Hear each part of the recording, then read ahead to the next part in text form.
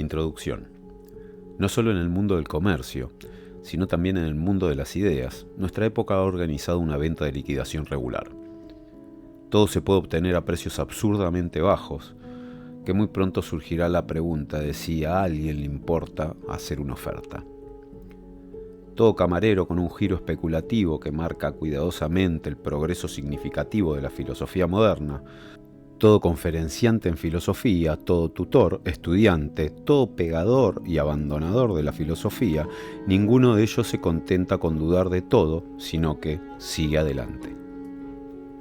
Podría posiblemente ser inoportuno e inadecuado preguntarles a dónde se dirigen, pero sin duda es educado y modesto dar por sentado que han dudado de todo. De lo contrario, sería una declaración curiosa para ellos decir que están avanzando. Así que todos ellos han completado esa operación preliminar, y al parecer, con tanta facilidad que no consideran necesario desperdiciar una palabra sobre cómo lo hicieron. El hecho es que ni siquiera aquel que buscó ansiosamente y con un espíritu atribulado algún pequeño punto de información encontró jamás una ni ninguna instrucción, ni siquiera alguna pequeña prescripción dietética sobre cómo se debe llevar a cabo esta enorme tarea. Pero no procedió Descartes de esta manera. Descartes, en efecto, ese venerable, humilde y honesto pensador cuyos escritos, seguramente, nadie puede leer sin profunda emoción. Descartes hizo lo que dijo y dijo lo que hizo. ¡Ay! ¡Ay! Eso es algo muy raro en nuestros tiempos. Pero Descartes, como dice con suficiente frecuencia, nunca expresó dudas acerca de su fe. En nuestros tiempos, como se mencionó, nadie se contenta con la fe, sino que sigue adelante. La pregunta sobre a dónde se dirigen puede ser una pregunta tonta, mientras que es un signo de urbanidad y cultura asumir que todos tienen fe, para empezar, pues de lo contrario sería una declaración curiosa para ellos decir que están avanzando. En los tiempos antiguos era diferente. Entonces la fe era una tarea para toda una vida, porque se consideraba que la competencia en la fe no se ganaba en unos pocos días o semanas. Por lo tanto, cuando el probado patriarca sentía que se acercaba a su fin, después de haber luchado sus batallas y preservado su fe, todavía era lo suficientemente joven de corazón como para no haber olvidado el temor y el temblor, que disciplinaron su juventud, y que el hombre maduro tiene bajo control, pero que nadie supera completamente, excepto en la medida en que logra seguir adelante, lo más pronto posible.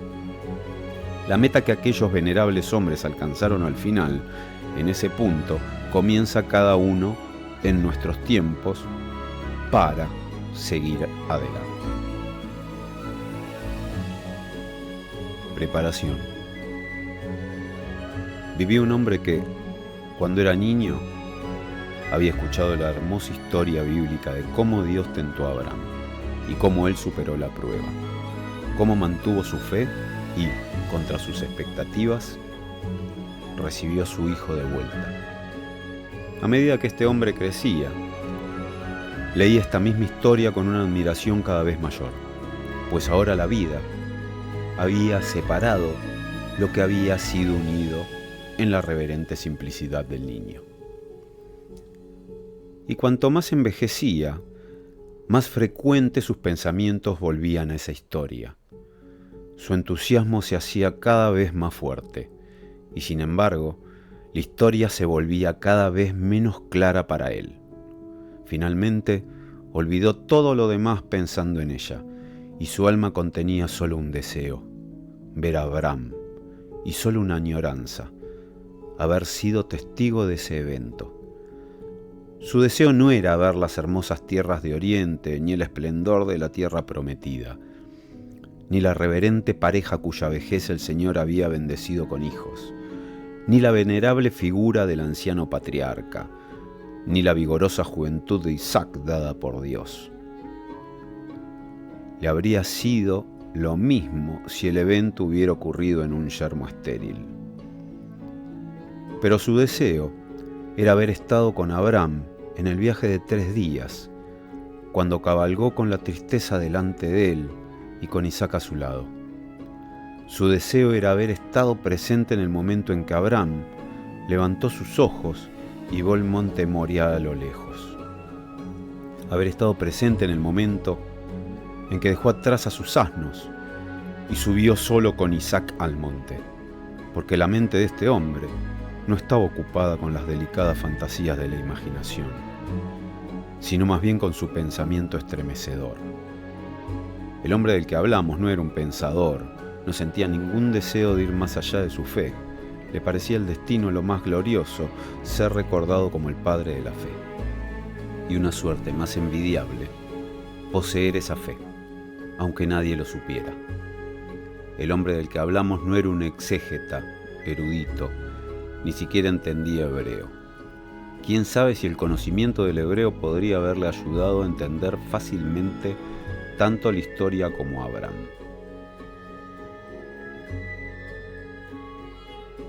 Capítulo 1.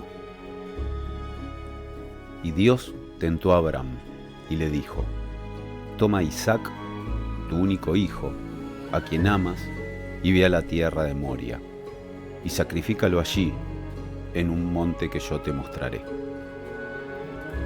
Era temprano en la mañana. Abraham se levantó temprano y mandó ensillar sus asnos. Partió de su tienda e Isaac con él. Pero Sara los miró por la ventana hasta que estuvieron fuera de la vista. Silenciosamente cabalgaron durante 3 días, pero en la 4ª mañana Abraham no dijo ni una palabra, sino que levantó sus ojos y vio el monte Moriah a lo lejos. Dejó a sus siervos atrás y, llevando a Isaac de la mano, se acercó al monte.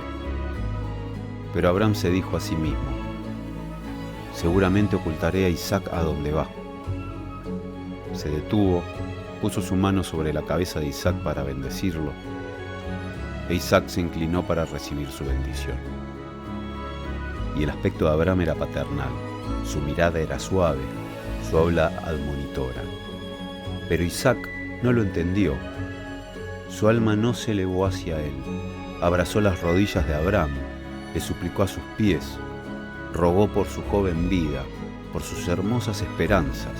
Recordó la alegría en la casa de Abraham cuando nació, le recordó la tristeza y la soledad que habría después de él.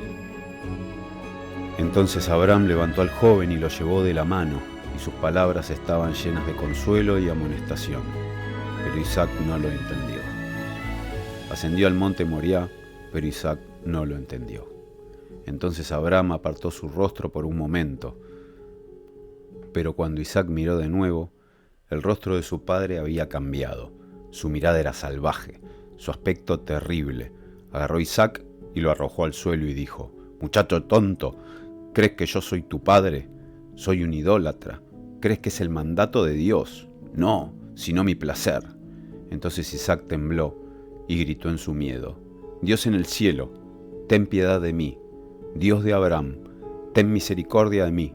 No tengo padre en la tierra. Sé tú entonces mi padre.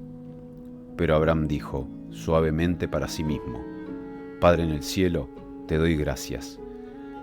Mejor es que él me cree inhumano que pierda su fe en ti. Cuando el niño debe ser destetado, su madre ennegrece su pecho, porque sería una pena que su pecho le pareciera dulce cuando no debe tenerlo. Entonces el niño cree que su pecho ha cambiado, pero su madre siempre es la misma. Su mirada está llena de amor y tan tierna como siempre. Feliz aquel que no necesitó peores medios para destetar a su hijo.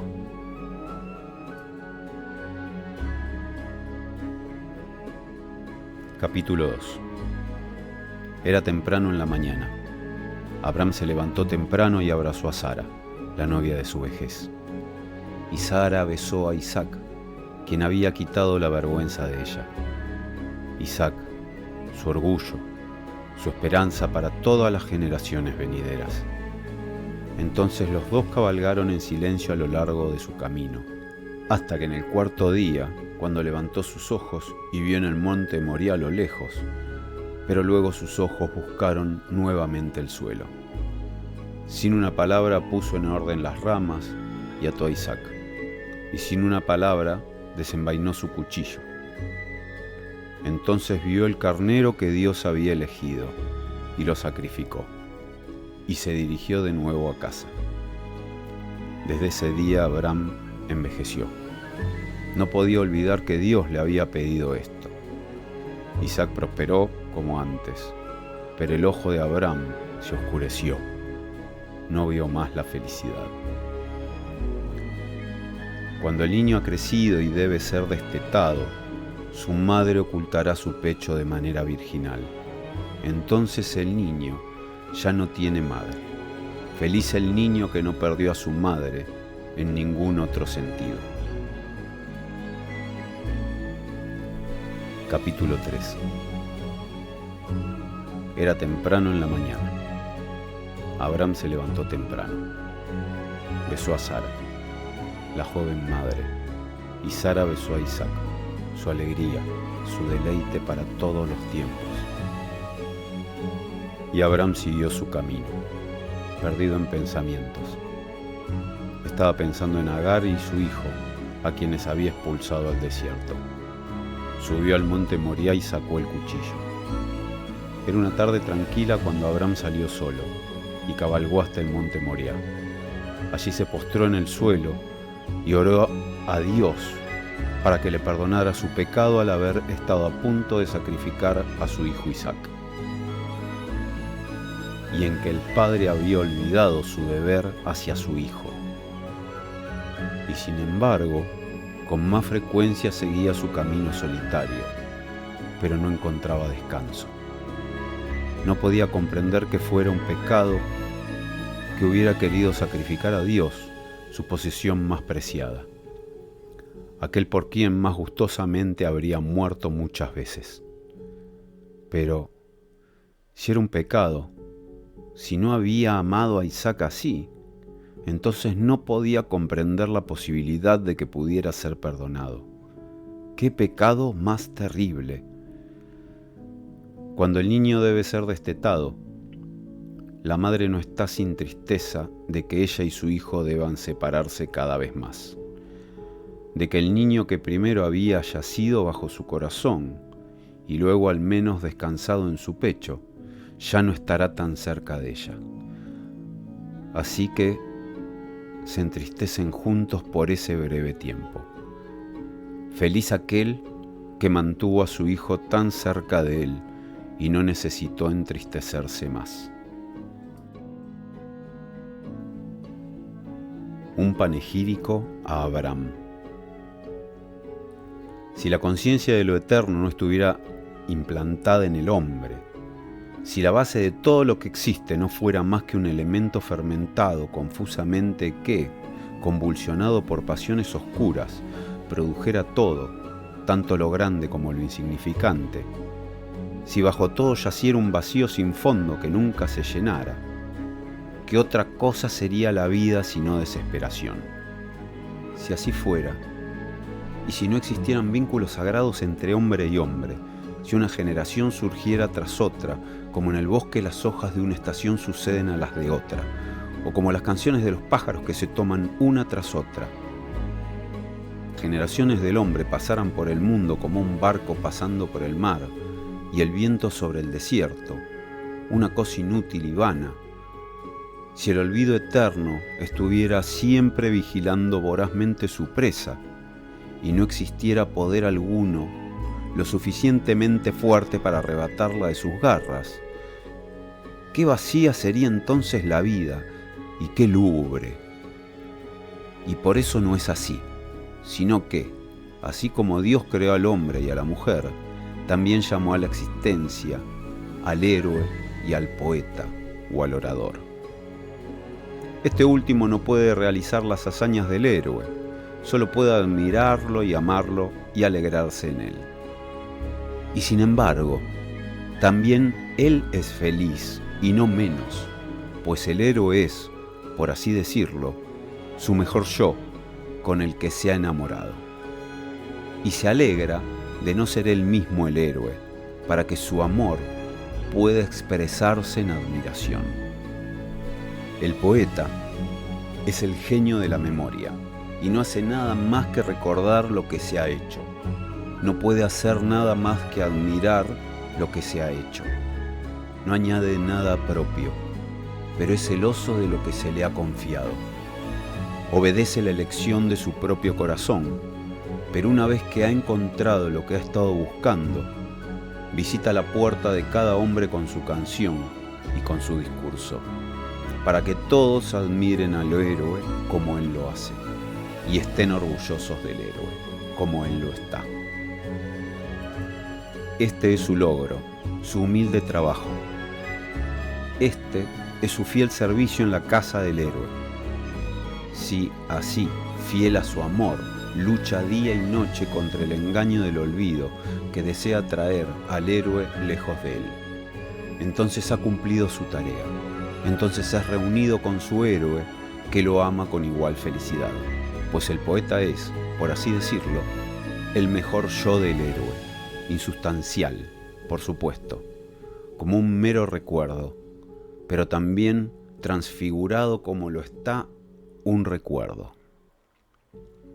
Por lo tanto, nadie será olvidado que haya hecho grandes hazañas. E incluso si hay demora, incluso si la nube de la incomprensión oscurece al héroe de nuestra visión, aún así, su amante vendrá en algún momento. Y cuanto más tiempo haya pasado, más fielmente se aferrará a él. No, nadie será olvidado que fue grande en este mundo, pero cada héroe fue grande a su manera, y cada uno fue eminente en proporción a las grandes cosas que amaba. Porque el que se amó a sí mismo, se hizo grande por sí mismo, y el que amó a otros, se hizo grande por su devoción. Pero el que amó a Dios, se hizo mayor que todos estos. Cada uno de ellos será recordado, pero cada uno se hizo grande en proporción a su confianza. Uno se hizo grande esperando lo posible, otro esperando lo eterno, pero el que esperó lo imposible se hizo mayor que todos estos. Cada uno será recordado, pero cada uno fue grande en proporción al poder con el que luchó. Porque el que luchó con el mundo se hizo grande superándose a sí mismo, pero el que luchó con Dios se hizo el mayor de todos. Así ha habido muchas luchas en el mundo, hombre contra hombre, 1 contra 1000, pero el que luchó con Dios se hizo el mayor de todos. Así hubo combates en esta tierra, y hubo quien conquistó todo por su fuerza, y hubo quien conquistó a Dios por su debilidad. Hubo quien, confiando en sí mismo, ganó todo, y hubo quien, confiando en su fuerza, sacrificó todo. Pero el que creyó en Dios fue mayor que todos estos. Hubo quien fue grande por su fuerza, y quien fue grande por su sabiduría, y quien fue grande por sus esperanzas, y quien fue grande por su amor. Pero Abraham fue mayor que todos estos, grande por la fuerza cuyo poder es la debilidad, grande por la sabiduría cuyo secreto es la locura, grande por la esperanza cuya expresión es la locura, grande por el amor que es odio a uno mismo. Por el impulso de su fe, Abraham dejó la tierra de sus antepasados y se convirtió en un extraño en la tierra de la promesa. Dejó una cosa atrás y se llevó una cosa consigo.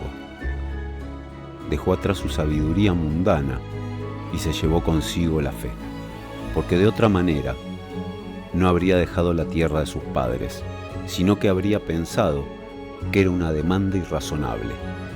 Por su fe, llegó a ser un extraño en la tierra de la promesa, donde no había nada que le recordara todo lo que le había sido querido, pero donde todo, por su novedad, tentaba su alma a la nostalgia.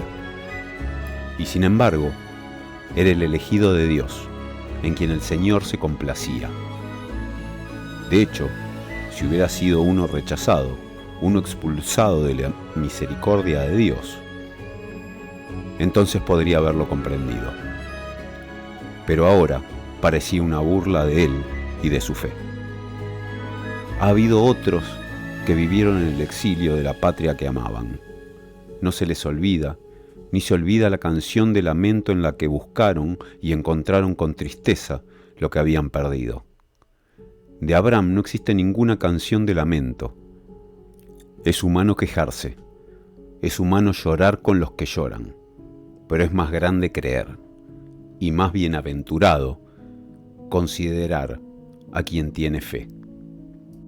Por su fe, Abraham recibió la promesa de que en su descendencia serían bendecidas todas las razas de la humanidad. Pasó el tiempo.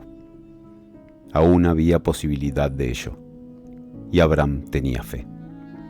Hubo otro hombre que también vivió en esperanzas.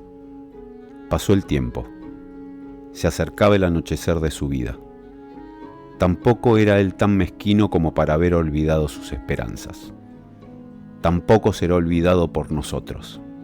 Entonces se afligió, y su aflicción no lo engañó, como lo había hecho la vida, sino que le dio todo lo que pudo, porque en la dulzura de la aflicción se hizo poseedor de sus esperanzas frustradas. Es humano afligirse con los que se afligen, pero es más grande tener fe, y más bienaventurado considerar a quien tiene fe. No nos ha llegado ninguna canción de lamento de Abraham. No contaba tristemente los días a medida que pasaba el tiempo. No miraba a Sara con ojos sospechosos, si estaba envejeciendo. No detenía el curso del sol para que Sara no envejeciera y su esperanza con ella. No la arrullaba con sus canciones de lamento. Abraham envejeció y Sara se convirtió en el hazmerreír de la gente. Y sin embargo, era el elegido de Dios y heredero de la promesa de que en su descendencia serían bendecidas todas las razas de la humanidad. ¿No habría sido mejor entonces si no hubiera sido el elegido de Dios? Porque, ¿qué es ser el elegido de Dios? ¿Es haber negado a uno en su juventud todos los deseos de la juventud para tenerlos cumplidos después de grandes esfuerzos en la vejez? Pero Abraham tenía fe y vivió firmemente en la esperanza. Si Abraham hubiera sido menos firme en su confianza, entonces habría renunciado a esa esperanza. Habría dicho a Dios: así es, tal vez no es tu voluntad, después de todo, que esto se cumpla.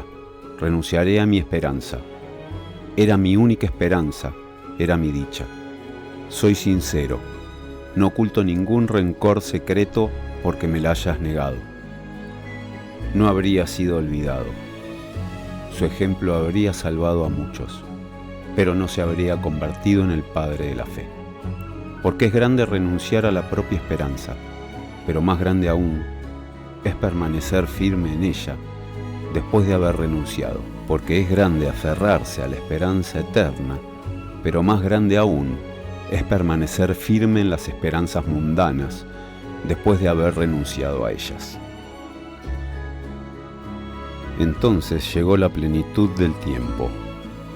Si Abraham no hubiera tenido fe, entonces probablemente Sara habría muerto de pena, y Abraham, embotado por su dolor, no habría comprendido el cumplimiento, sino que habría sonreído ante él como un sueño de su juventud.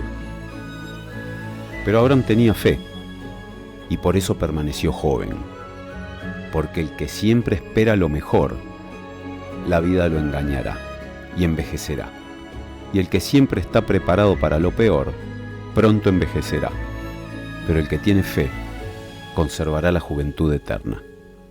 Alabanza, pues, a esta historia, porque Sara, aunque avanzada en edad, era lo suficientemente joven como para desear los placeres de una madre, y Abraham, aunque canoso, era lo suficientemente joven como para desear ser padre.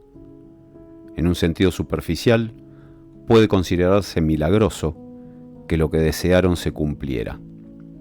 Pero en un sentido más profundo, El milagro de la fe se ve en que Abraham y Sara eran lo suficientemente jóvenes como para desear. Y su fe había conservado su deseo, y con él su juventud. La promesa que había recibido se cumplió, y la aceptó con fe, y se cumplió según la promesa y su fe. Mientras que Moisés golpeó la roca con su vara, pero no creyó. Hubo alegría en la casa de Abraham cuando Sara celebró el día de su boda de oro. Pero no iba a seguir así, pues una vez más Abraham iba a ser tentado. Había luchado con ese poder astuto al que nada le es imposible, con ese enemigo siempre vigilante que nunca duerme, con ese anciano que sobrevive a todos. Había luchado con el tiempo y había preservado su fe. Y ahora todo el terror de esa lucha se concentraba en un momento. Y Dios tentó a Abraham diciéndole: «Toma ahora a tu hijo único Isaac, a quien amas, y vete a la tierra de Moriah, y ofrécelo allí en holocausto, sobre uno de los montes que yo te diré». Todo estaba perdido. Entonces, y más terriblemente que si nunca se le hubiera dado un hijo. El Señor solo había burlado a Abraham. Entonces, milagrosamente había realizado las esperanzas irracionales de Abraham, y ahora deseaba quitarle lo que le había dado.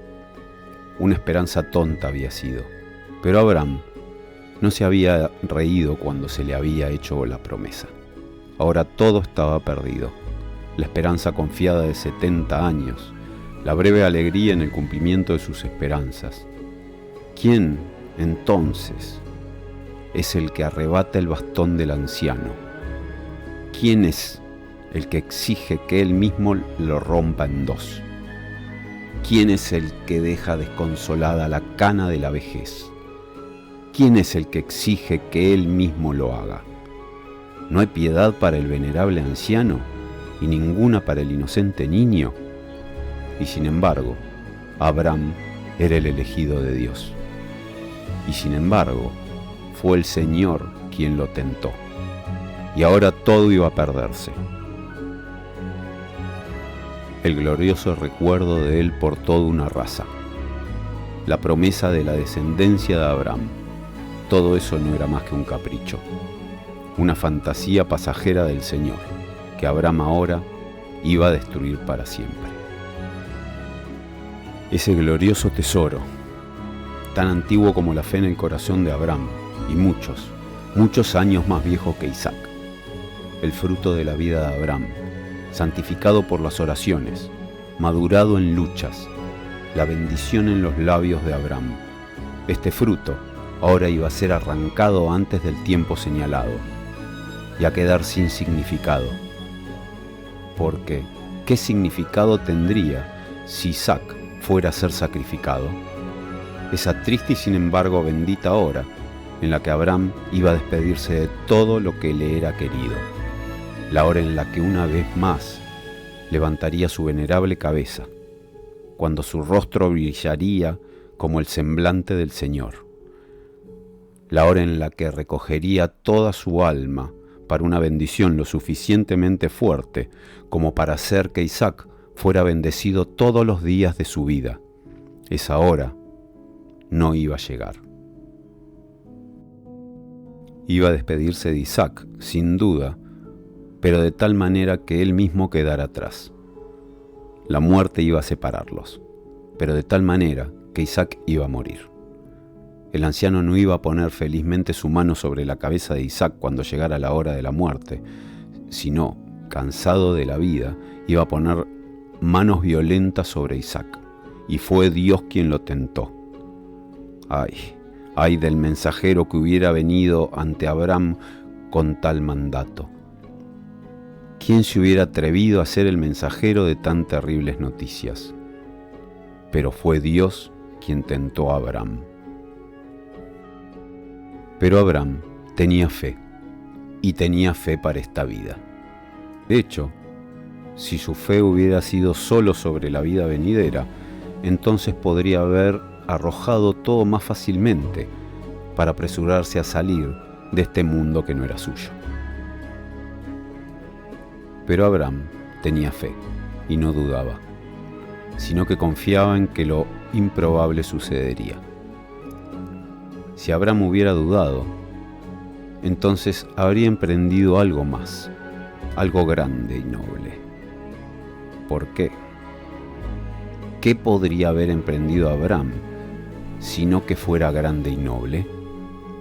Habría procedido al monte Moría, habría partido la leña y la habría encendido, y desenvainado su cuchillo, habría clamado a Dios: no desprecies este sacrificio, no es, de hecho, lo mejor que tengo, porque ¿qué es un anciano contra un niño anunciado por Dios? Pero es lo mejor que puedo darte, que Isaac nunca sepa que debe encontrar consuelo en su juventud. Habría hundido el acero en su propio pecho, y habría sido admirado en todo el mundo, y su nombre no habría sido olvidado. Pero una cosa es ser admirado, y otra, ser una estrella guía que orienta una mente atribulada. Pero Abraham tenía fe. No oró por misericordia y para prevalecer sobre el Señor, solo cuando se iba a visitar la retribución justa sobre Sodoma y Gomorra. Abraham se atrevió a suplicarle por misericordia. Leemos en las Escrituras: y Dios tentó a Abraham y le dijo: Abraham. Y él dijo: heme aquí, tú a quien ahora me dirijo. Hiciste lo mismo cuando viste que se acercaban las terribles disposiciones de la providencia. ¿No dijiste entonces a las montañas: caed sobre mí, y a las colinas: cubridme? O si eras más fuerte en la fe, ¿no vaciló tu paso a lo largo del camino, anhelando los viejos caminos acostumbrados, por así decirlo? Y cuando la voz te llamó, ¿respondiste entonces o no en absoluto? Y si lo hiciste, tal vez en voz baja o susurrando. No hacía Abraham, sino que con gusto y alegría y confianza, y con una voz resonante respondió: aquí estoy. Y leemos más: y Abraham se levantó temprano por la mañana. Se apresuró como si fuera para alguna ocasión gozosa, y temprano por la mañana estuvo en el lugar señalado, en el monte Moría. No dijo nada a Sara, nada a Eliezer, su mayordomo, pues ¿quién lo habría entendido? ¿Acaso no exigía su tentación, por su propia naturaleza, el voto de silencio? Puso la leña en orden y ató a Isaac su hijo, y lo puso en el altar sobre la leña. Y Abraham extendió su mano y tomó el cuchillo para degollar a su hijo. Oyente mío, muchos padres han pensado que con su hijo perdieron lo más querido de todo lo que había en el mundo para ellos. Sin embargo, seguramente ningún niño fue en ese sentido una prenda de Dios, como lo fue Isaac para Abraham. Muchos padres han perdido a su hijo, pero entonces fue Dios, la voluntad inmutable e inescrutable del Todopoderoso, y su mano quien lo tomó. No así con Abraham. Para él se reservó una prueba más severa, y el destino de Isaac se puso en la mano de Abraham junto con el cuchillo, y allí estaba, el anciano, con su única esperanza. Sin embargo, no dudó, ni miró ansiosamente a la izquierda o a la derecha, ni desafió al cielo con sus oraciones. Sabía que era Dios el Todopoderoso quien ahora lo ponía a prueba. Sabía que era el mayor sacrificio que se le podía pedir, pero también sabía que ningún sacrificio era demasiado grande si Dios lo exigía, y sacó su cuchillo. ¿Quién fortaleció el brazo de Abraham? ¿Quién sostuvo su brazo derecho para que no se cayera impotente? Porque quien contempla esta escena se siente debilitado. ¿Quién fortaleció el alma de Abraham para que sus ojos no se nublaran demasiado para ver ni a Isaac ni al carnero? Porque quien contempla esta escena será golpeado por la ceguera. Y sin embargo, es lo suficientemente raro que uno se sienta debilitado o golpeado por la ceguera, y aún más raro que uno narre dignamente lo que allí tuvo lugar entre padre e hijo. Seguro que sabemos bien que fue solo una prueba.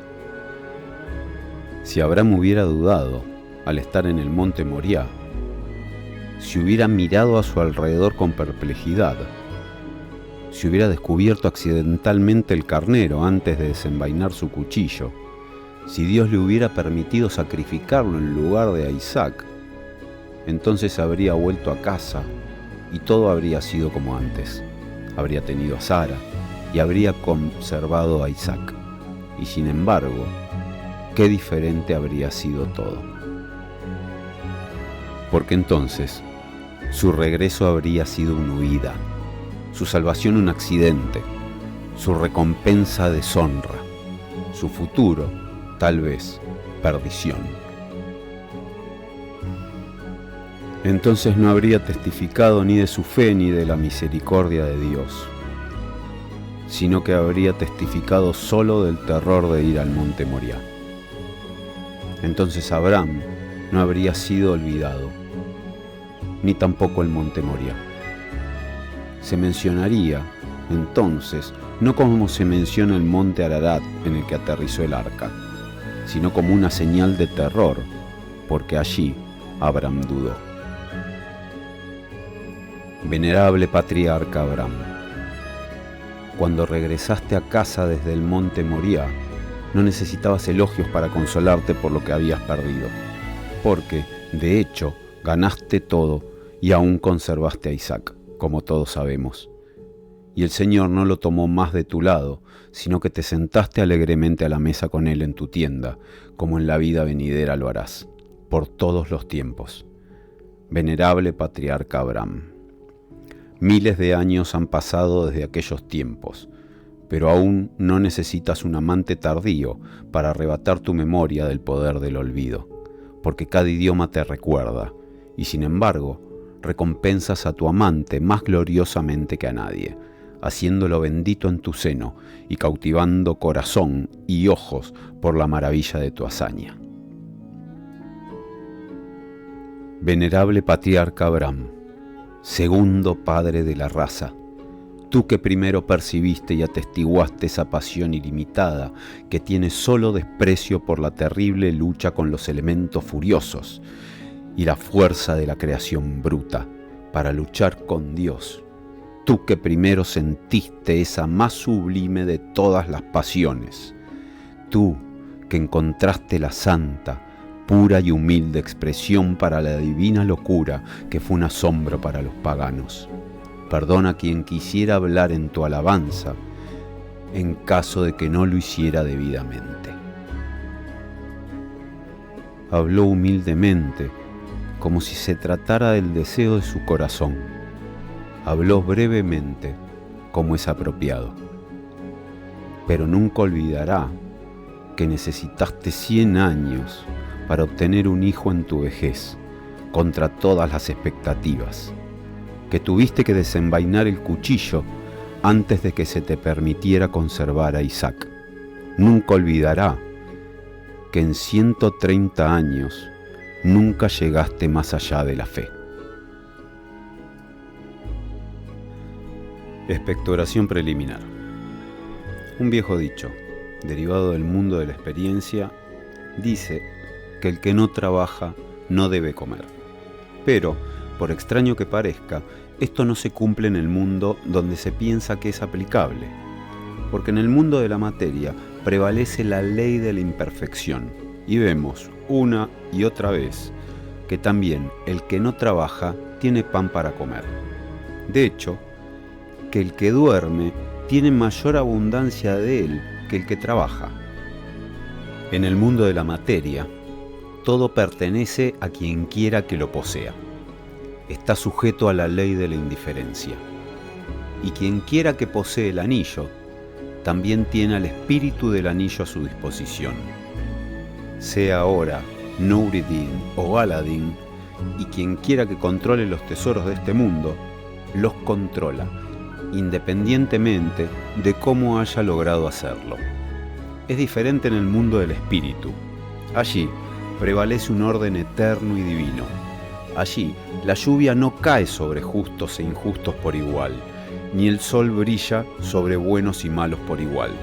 Pero allí se cumple el dicho de que el que no trabaja no debe comer.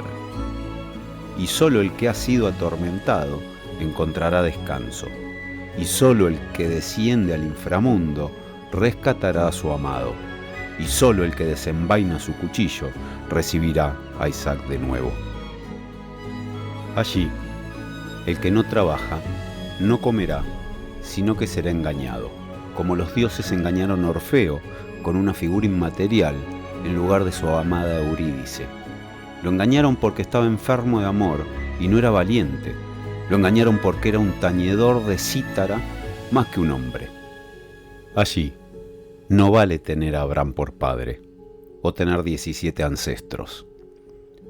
Pero en ese mundo, el dicho sobre las doncellas de Israel se cumplirá para quien no trabaje.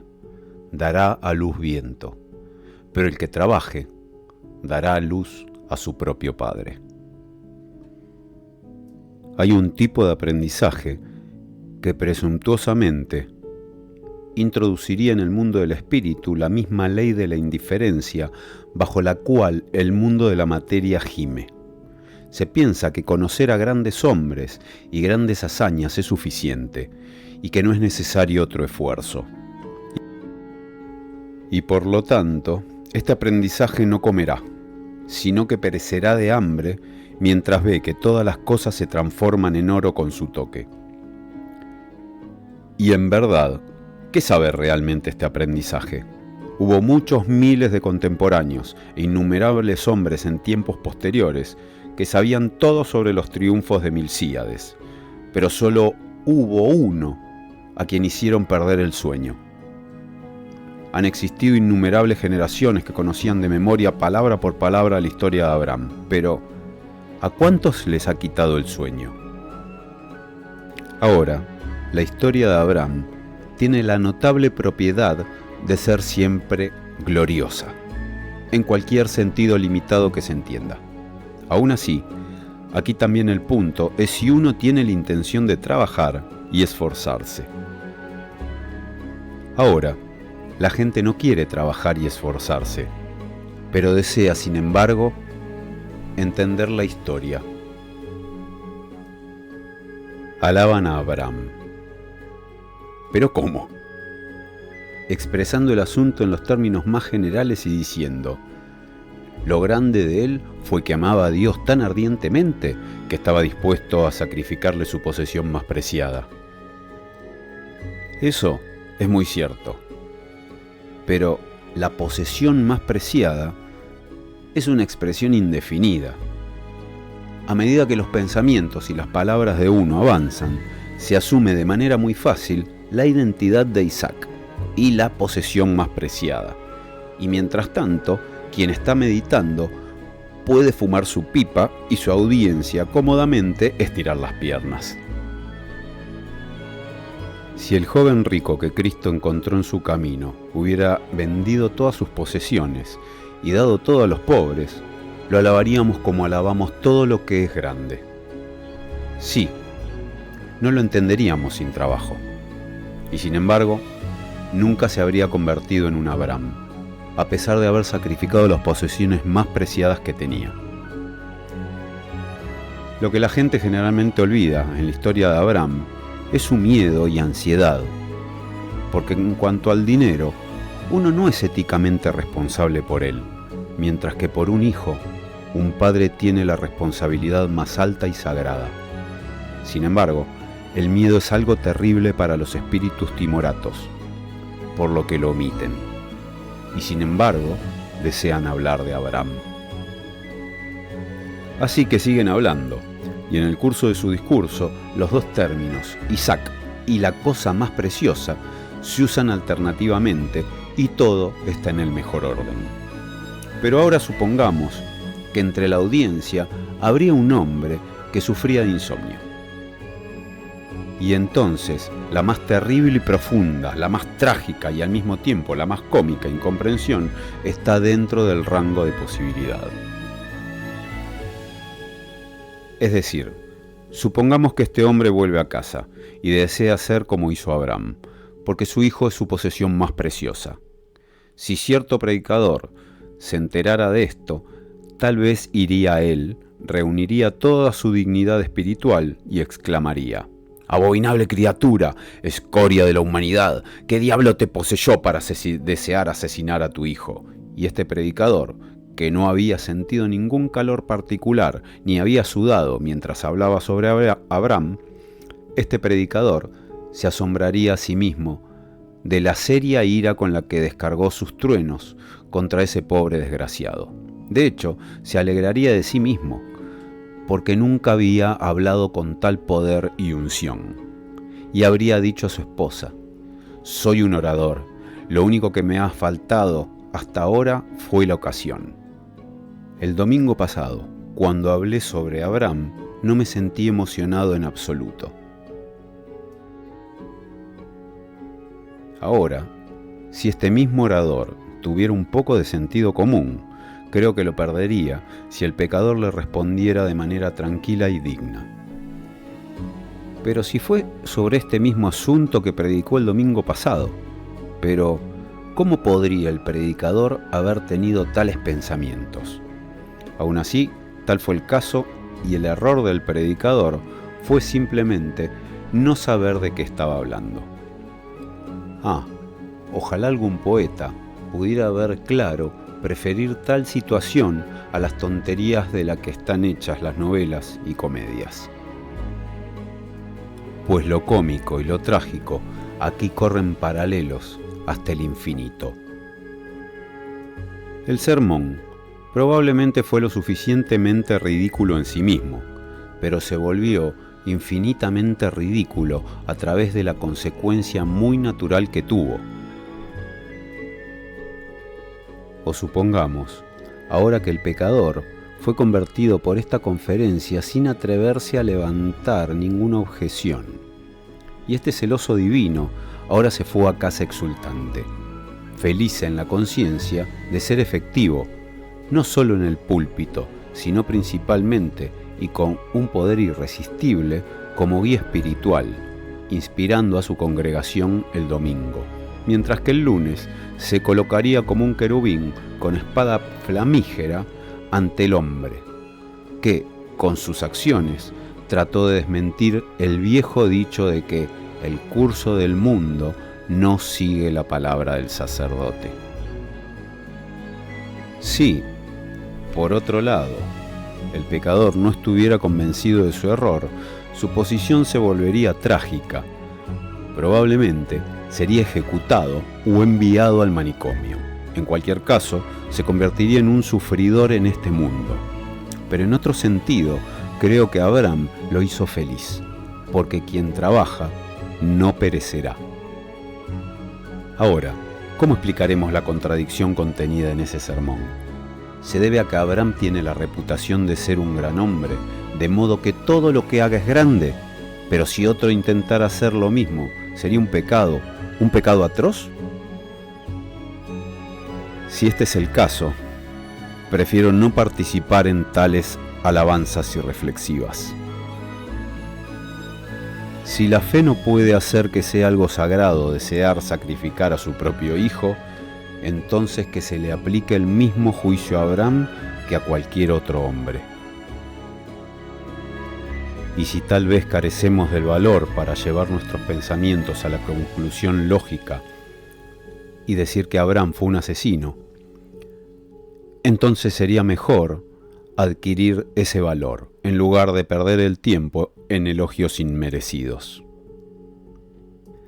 El hecho es que la expresión ética de lo que hizo Abraham es que quiso asesinar a Isaac, la religiosa que quiso sacrificarlo. Pero precisamente en esta contradicción se contiene el miedo que bien puede robarle a uno el sueño.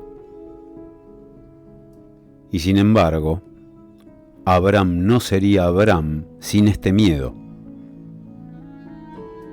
O nuevamente, suponiendo que Abraham no hizo lo que se le atribuye, si su acción fue completamente diferente, basada en las condiciones de aquellos tiempos, entonces olvidémoslo. ¿Por qué? ¿De qué sirve recordar ese pasado que ya no puede convertirse en una realidad presente? O tal vez el orador había olvidado el hecho esencial de que Isaac era el hijo, porque si se elimina la fe, habiendo sido reducida a nada, entonces solo queda el hecho brutal de que Abraham quería asesinar a Isaac, lo cual es fácil de imitar para todos los que no tienen fe, la fe, es decir, que lo hace más difícil para él. El amor tiene a sus sacerdotes en los poetas, y a veces se oye la voz de un poeta que lo exalta dignamente. Pero no se oye una palabra de fe. ¿Quién hay para hablar en honor de esa pasión? La filosofía sigue adelante. La teología se sienta en la ventana con un rostro pintado y solicita el favor de la filosofía, ofreciéndole sus encantos. Se dice que es difícil entender la filosofía de Hegel, pero entender a Abraham, vaya, eso es fácil. Avanzar más allá de Hegel es una hazaña maravillosa, pero avanzar más allá de Abraham, vaya, nada es más fácil. Personalmente, he dedicado una considerable cantidad de tiempo al estudio de la filosofía hegeliana y creo entenderla bastante bien. De hecho, soy lo suficientemente atrevido como para decir que cuando, a pesar de un esfuerzo, no soy capaz de entenderlo en algunos pasajes, es porque él mismo no está completamente claro sobre el asunto. Todo este esfuerzo intelectual lo realizo fácilmente y de manera natural, y no me causa dolor de cabeza. Por otro lado, cada vez que intento pensar en Abraham, me siento, por así decirlo, abrumado. En cada momento, soy consciente de la enorme paradoja que forma el contenido de la vida de Abraham. En cada momento, me siento repelido y mi pensamiento, a pesar de sus intentos apasionados, no puede penetrar en él, no puede avanzar ni un pelo. Tenso cada músculo para enfrentar el problema y me convierto en un paralítico en el mismo momento. No estoy de ninguna manera desacostumbrado a lo que ha sido admirado como grande y noble. Mi alma siente parentesco con ello, estando satisfecha, con toda humildad, de que también fue mi causa la que el héroe defendió. Y al contemplar su hazaña, me digo a mí mismo: Jam tua causa agitur. Soy capaz de identificarme con el héroe, pero no puedo hacerlo con Abraham, porque cada vez que alcanzo su altura, caigo de nuevo, ya que me enfrenta como la paradoja. No es de ninguna manera mi intención mantener que la fe es algo inferior, sino, por el contrario, que es lo más alto de todo. También que es deshonesto en la filosofía ofrecer algo más en su lugar y ridiculizar la fe. Pero debería entender su propia naturaleza para saber lo que puede ofrecer. No debería quitar nada, menos aún engañar a la gente con algo como si no tuviera valor. No estoy desacostumbrado a los sufrimientos y peligros de la vida, pero no los temo, y alegremente salgo a su encuentro. Pero mi coraje no es por todo eso, el coraje de la fe, y no es nada comparado con él. No puedo realizar el movimiento de la fe. No puedo cerrar los ojos y lanzarme confiadamente en lo absurdo. Es imposible para mí, pero tampoco me jacto de ello. Ahora me pregunto si cada uno de mis contemporáneos es realmente capaz de realizar los movimientos de la fe. A menos que me equivoque mucho, están más bien inclinados a enorgullecerse de hacer lo que tal vez piensan que yo soy incapaz de hacer, es decir, el movimiento imperfecto. Repugna a mi alma hacer lo que tan a menudo se hace, hablar inhumanamente sobre grandes hazañas, como si unos pocos miles de años fueran un espacio de tiempo inmenso. Prefiero hablar de ellas de una manera humana y como si se hubieran hecho ayer. Dejar que la gran hazaña misma sea la distancia que o me inspira o me condena. Ahora, si yo, en calidad de héroe trágico, porque un vuelo más alto no puedo tomar, si hubiera sido convocado a un progreso real tan extraordinario como el del Monte Moriah, sé muy bien lo que habría hecho. No habría sido tan cobarde como para quedarme en casa.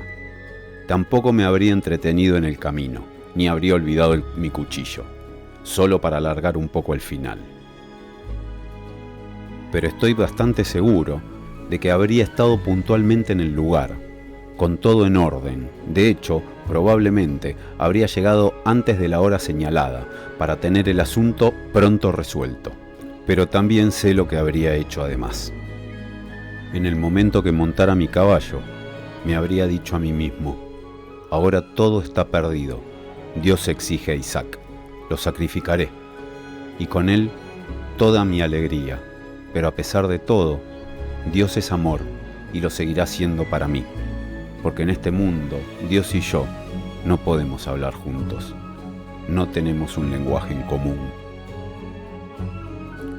Es posible que uno u otro de mis contemporáneos sea lo suficientemente estúpido y envidioso de las grandes hazañas como para desear persuadirse a sí mismo y a mí de que si hubiera actuado así, habría hecho algo incluso mayor que lo que hizo Abraham.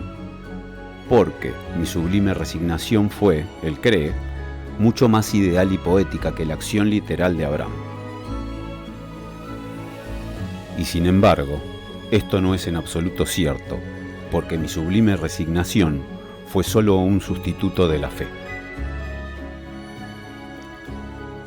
No podría haber hecho más que el movimiento infinito de resignación para encontrarme a mí mismo y descansar nuevamente en mí mismo. Tampoco habría amado a Isaac como lo amó Abraham. El hecho de que yo fuera lo suficientemente resuelto como para resignarme es suficiente para probar mi valentía en un sentido humano, y el hecho de que lo amara con todo mi corazón es la misma presuposición sin la cual mi acción sería un crimen.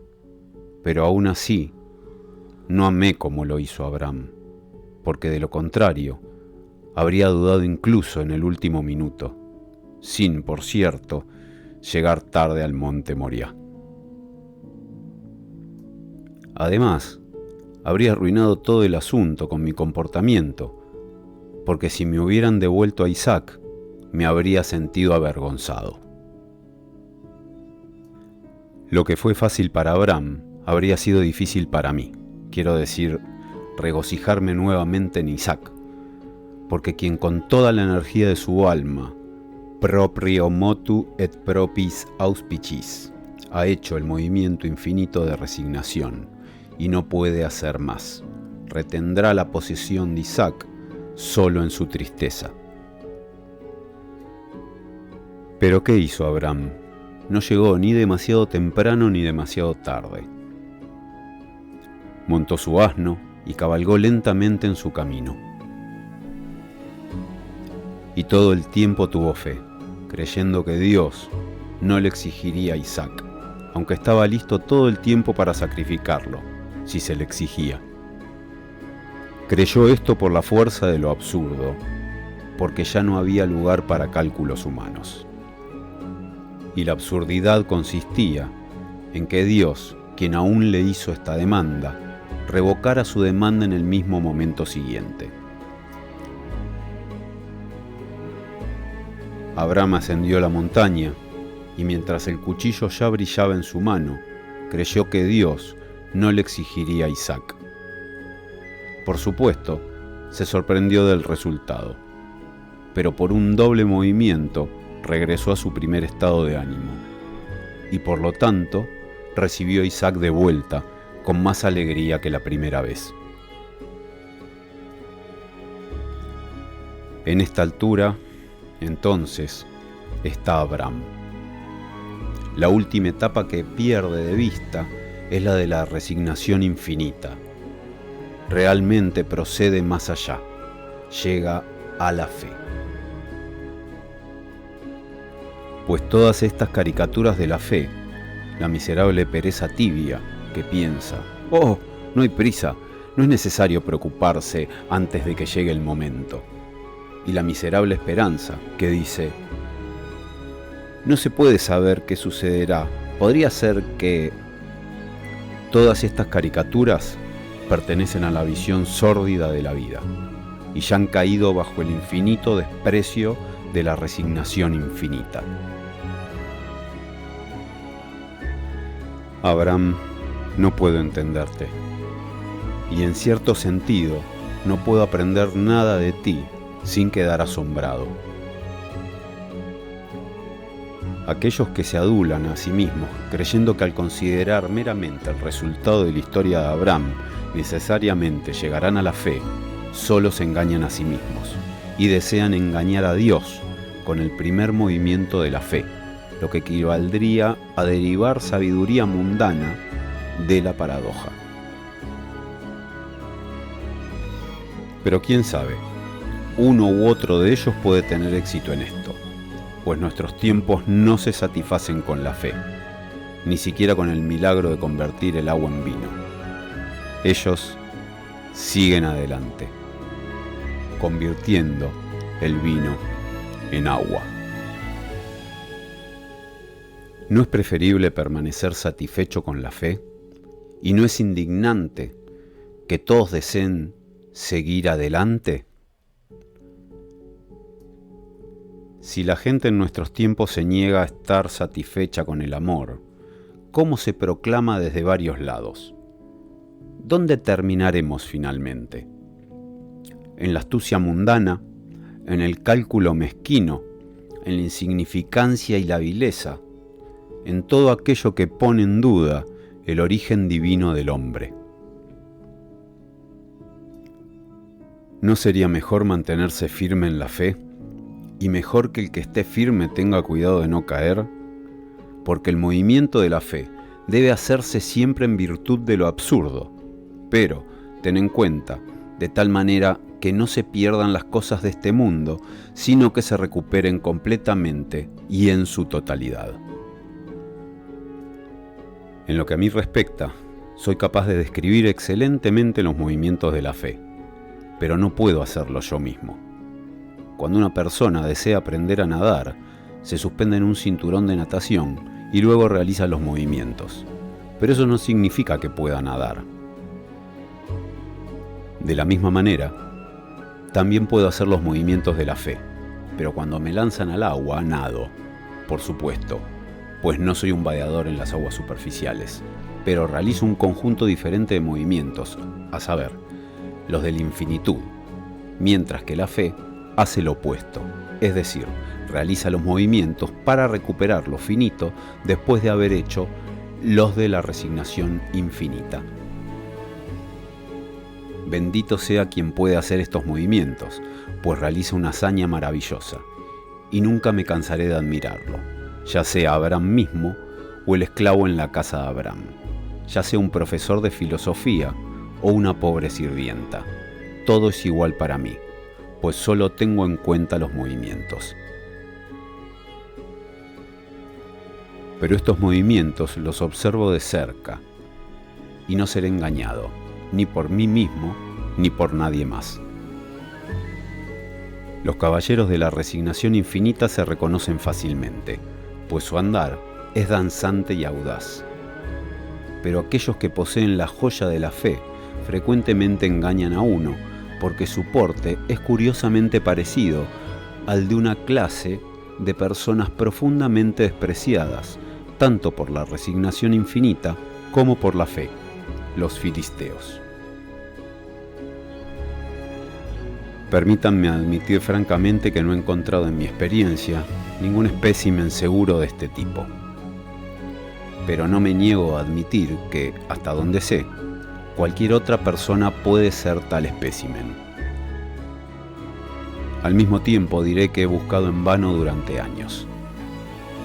Es costumbre de los científicos viajar por el mundo para ver ríos y montañas, nuevas estrellas, aves de colores vivos, peces deformes, razas ridículas de hombres. Se abandonan a un estupor bovino que se maravilla de la existencia y creen haber visto algo que vale la pena. Todo esto no me interesa, pero si supiera dónde vivía un caballero de la fe, viajaría a pie hasta él, pues ese milagro ocupa mis pensamientos exclusivamente. No lo dejaría fuera de mi vista ni un momento, sino que observaría cómo hace los movimientos y me consideraría provisto de por vida y dividiría mi tiempo entre observarlo a él y practicar yo mismo los movimientos, y así usaría todo mi tiempo en admirarlo. Como dije, no he conocido a tal persona, pero puedo imaginarlo fácilmente. Aquí está. Hago su conocimiento y me presentan a él. El primer momento en que pongo mis ojos en él, lo empujo hacia atrás, saltando yo mismo hacia atrás. Levanto mis manos en asombro y me digo a mí mismo: Dios mío, esa persona, ¿es realmente él? Vaya, parece un sacristán, pero realmente es él. Me familiarizo más con él, observando cada uno de sus movimientos, para ver si algún movimiento insignificante y discordante se me ha escapado, algún rastro, tal vez de una señal del infinito, una mirada, un gesto, un aire melancólico o una sonrisa, que podrían delatar la presencia de la resignación infinita contrastando con lo finito. Pero no. Examino su figura de arriba a abajo para descubrir si hay en alguna parte una grieta a través de la cual se pueda ver asomar el infinito. Pero no. Él es de una sola pieza, en todo.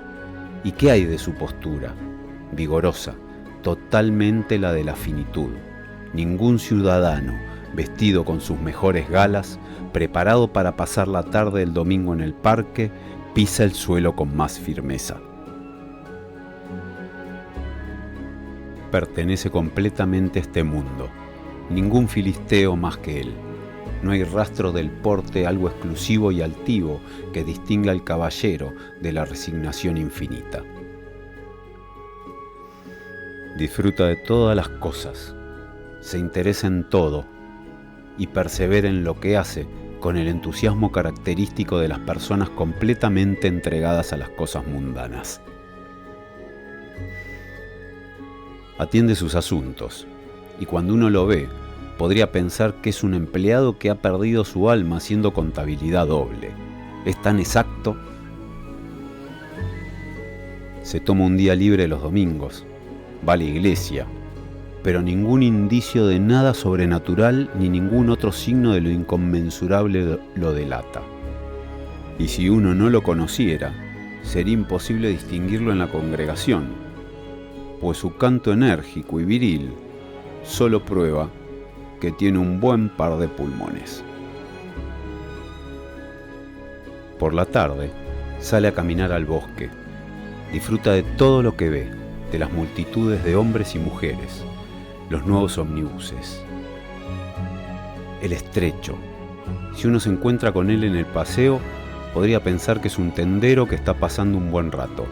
Tan simple su alegría, porque no es un poeta, y en vano he intentado atraerlo para que delate algún signo de la desapego del poeta. Hacia la noche, vuelve a casa, con un andar tan firme como el de un cartero. En su camino, se pregunta si su esposa tendrá algún pequeño plato especial caliente preparado para él cuando llegue a su casa, como seguramente lo tiene. Por ejemplo, una cabeza de cordero asada adornada con verduras. Y si se encuentra con alguien de su misma índole, es muy probable que siga hablando de este plato con él hasta que lleguen a la puerta del este y hablar de ello con un entusiasmo propio de un chef. Por casualidad, no tiene 4 chelines de sobra, y sin embargo, cree firmemente que su esposa seguramente tiene ese plato preparado para él. Si lo tiene, sería una vista envidiable para las personas distinguidas e inspiradora para la gente común verlo comer, porque tiene un apetito mayor que el de Esaú. Su esposa no lo ha preparado. Extraño sigue siendo exactamente el mismo. De nuevo en su camino, pasa por un terreno baldío, y así se encuentra con otro hombre. Se ponen a hablar, y en un santiamén construye un edificio, disponiendo libremente de todo lo necesario. Y el extraño se irá con la impresión de que ha estado hablando con un capitalista. El hecho es que el caballero de mi admiración está ocupado con el pensamiento de que, si realmente llegara el momento, sin duda tendría los medios necesarios a su disposición. Ahora está recostado en el alféizar de la ventana mirando la plaza en la que vive. Todo lo que sucede allí, aunque sea solo una rata metiéndose en un agujero de alcantarilla, o niños jugando juntos, todo capta su atención, y sin embargo, su mente está en reposo, como si fuera la mente de una chica de 16 años. Fuma su pipa por la noche, y al mirarlo juraríais que es el verdulero de enfrente, que está holgazaneando en la ventana en el crepúsculo de la tarde. Así muestra tanto desinterés como cualquier vagabundo despreocupado, y sin embargo, cada momento que vive compra su tiempo libre al precio más alto, pues no hace el menor movimiento excepto por la virtud de lo absurdo, y sin embargo, de hecho, podría enfurecerme de rabia si no fuera por otra razón que la envidia, y sin embargo, este hombre ha realizado y está realizando en cada momento el movimiento de la infinitud, ha renunciado a todo absolutamente, y luego nuevamente ha tomado posesión de todo por la fuerza de lo absurdo. Pero este milagro puede engañar tan fácilmente que será mejor si describo los movimientos en un caso dado que puede ilustrar su aspecto en contacto con la realidad. Y ese es el punto importante. Supongamos, entonces, que un joven enamorado se enamora de una princesa, y toda su vida está atada a este amor. Pero las circunstancias son tales que es impensable pensar en casarse con ella, una imposibilidad traducir sus sueños en realidad. Los esclavos de la insignificancia, las ranas en los pantanos de la vida, gritarán por supuesto. Tal amor es una tontería, la viuda del rico cervecero es una pareja igual de buena y sólida.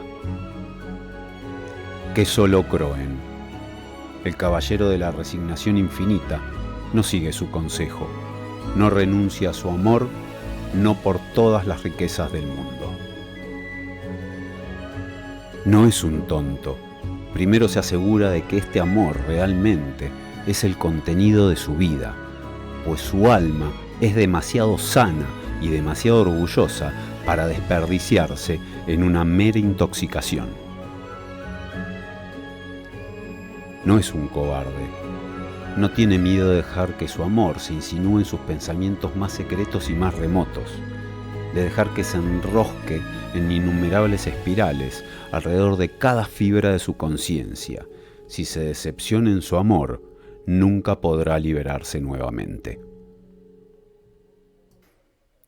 Siente un placer delicioso al dejar que el amor estremezca cada nervio, y sin embargo su alma es solemne como la de aquel que ha bebido una copa de veneno y que ahora siente el virus mezclarse con cada gota de su sangre, suspendido en ese momento entre la vida y la muerte.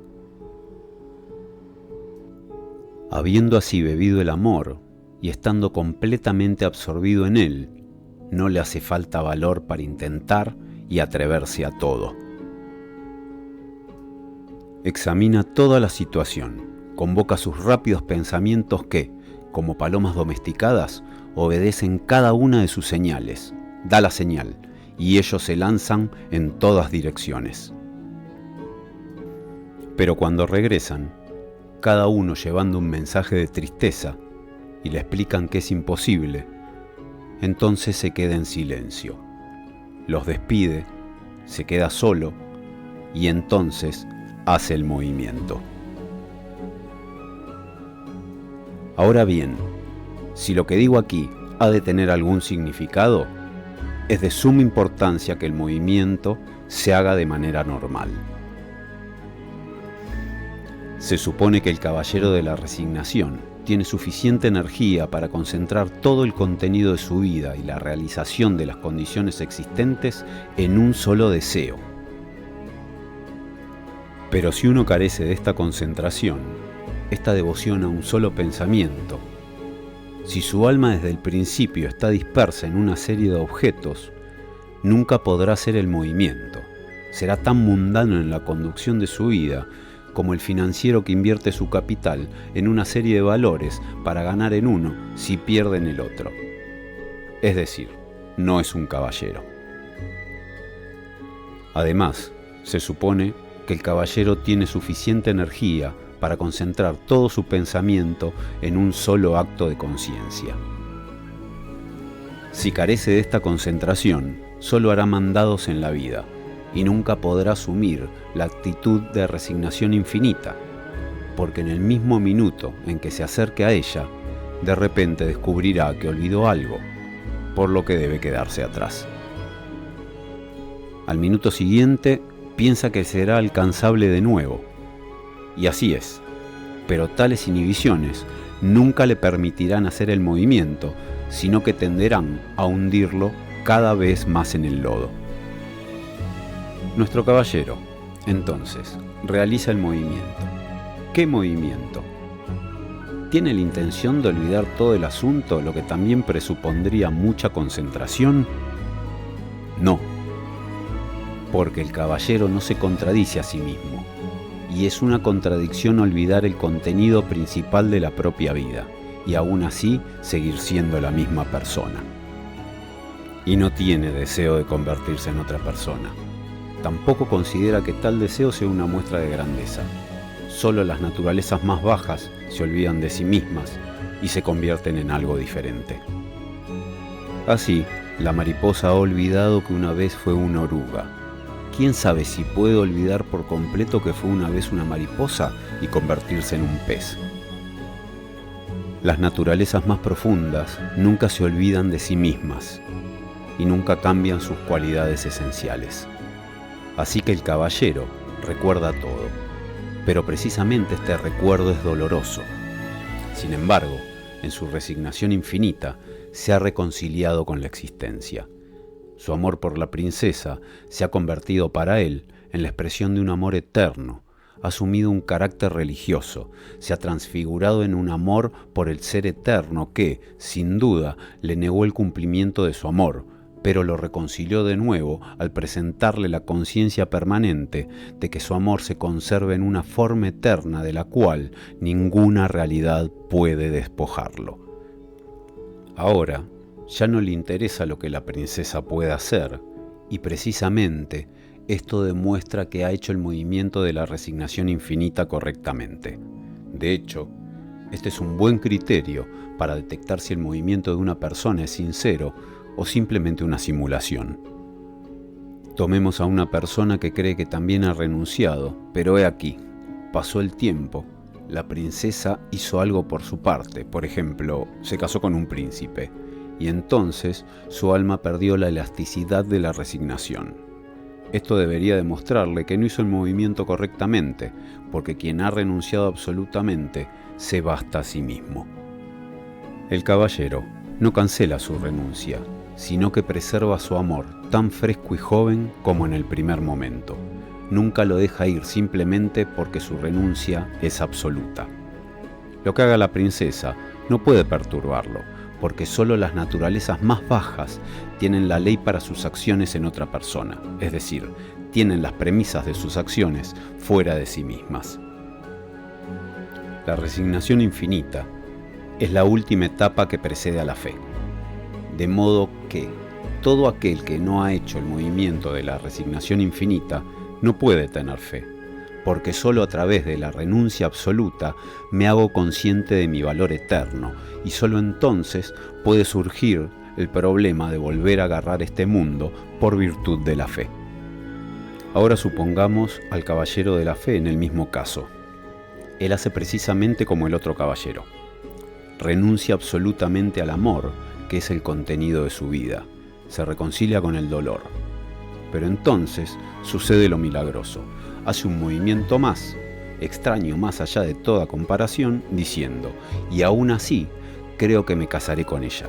Me casaré con ella por la virtud de lo absurdo, por la virtud de que para Dios nada es imposible. Ahora bien, lo absurdo no es una de las categorías que pertenecen al entendimiento propiamente dicho. No es idéntico a lo improbable, lo imprevisto, lo inesperado. En el mismo momento en que nuestro caballero se resignó, se aseguró de la imposibilidad absoluta, en cualquier sentido humano, de su amor. Este fue el resultado alcanzado por sus reflexiones y tuvo suficiente energía para hacerlas. En un sentido trascendente, sin embargo, por su misma resignación, la realización de su objetivo no es imposible, pero este mismo acto de volver a tomar posesión de su amor es al mismo tiempo una renuncia a él. Sin embargo, este tipo de posesión no es en absoluto un absurdo para el intelecto, pues el intelecto todo el tiempo sigue teniendo razón, ya que es consciente de que en el mundo de las finalidades, en el que la razón gobierna, su amor era y es una imposibilidad. El caballero de la fe también se da cuenta de esto plenamente. Por lo tanto, lo único que puede salvarlo es recurrir a lo absurdo, y este recurso lo tiene a través de su fe. Es decir, reconoce claramente la imposibilidad, y en el mismo momento cree en lo absurdo, porque si imaginara que tiene fe, sin al mismo tiempo reconocer con toda la pasión de la que su alma es capaz que su amor es imposible, simplemente se estaría engañando a sí mismo, y su testimonio no tendría valor, ya que ni siquiera habría llegado a la etapa de la renuncia absoluta. Este último movimiento, el movimiento paradójico de la fe, no puedo hacerlo, ya que sea mi deber o no, aunque no desee nada más ardientemente que poder hacerlo. Debe dejarse a la discreción de cada persona si desea hacer esta confesión, y en cualquier caso, es un asunto entre él y el Ser Eterno, que es el objeto de su fe, si se puede lograr un ajuste amistoso. Pero lo que toda persona puede hacer es hacer el movimiento de la renuncia absoluta, y yo por mi parte no dudaría en declarar cobarde a quien se imagine que no puede realizarlo. Es un asunto diferente con la fe, pero lo que ninguna persona tiene derecho a hacer es engañar a otros para que crean que la fe no es algo de gran importancia o que es algo fácil, cuando en realidad es lo más grande y más difícil de todas las cosas. Pero la historia de Abraham generalmente se interpreta de una manera diferente. Se alaba la misericordia de Dios que le devolvió a Isaac. Fue solo una prueba, una prueba. Esta palabra puede significar mucho o poco, y aún así, todo pasa tan rápido como se cuenta la historia. Uno monta un caballo alado, en el mismo instante llega al monte Moriah y presto ve al carnero. No se recuerda que Abraham solo montó un asno que viaja lentamente, que fue un viaje de 3 días para él y que requirió algún tiempo adicional para recoger la leña, atar a Isaac y afilar su cuchillo. Y aún así, se alaba a Abraham. El que debe predicar el sermón puede dormir cómodamente hasta un cuarto de hora antes de predicarlo, y el oyente puede dormir cómodamente durante el sermón, porque todo se hace lo suficientemente fácil, sin mucho esfuerzo, ni para el predicador, ni para el oyente. Pero ahora, supongamos que un hombre estaba presente que sufría de insomnio, y que volvió a casa y se sentó en una esquina y reflexionó de la siguiente manera: todo duró solo 1 minuto, solo necesitas esperar un poco, y luego se mostrará el carnero y la prueba terminará. Ahora bien, si el predicador lo encontrara en este estado de ánimo, creo que lo confrontaría con toda su dignidad y le diría: miserable que eres, dejar que tu alma caiga en tal locura, los milagros no ocurren, toda la vida es una prueba.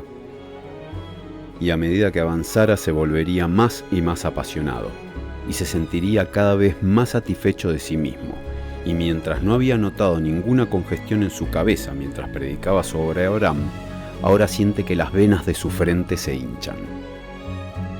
Sin embargo, quién sabe, podría quedarse atónito si el pecador le respondiera de manera tranquila y digna, que era precisamente de esto de lo que se había predicado el domingo anterior.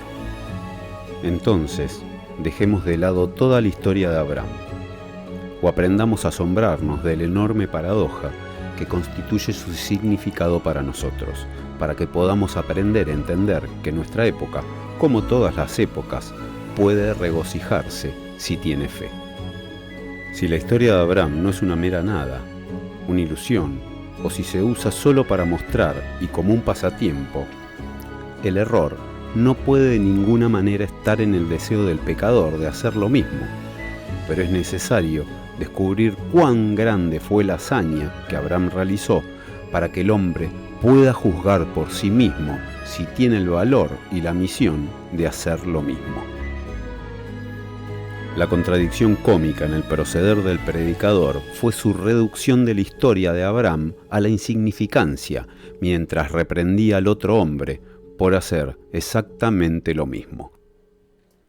Pero, ¿debemos entonces dejar de hablar de Abraham? Ciertamente creo que no. Pero si yo hablara de él, primero describiría los terrores de su prueba.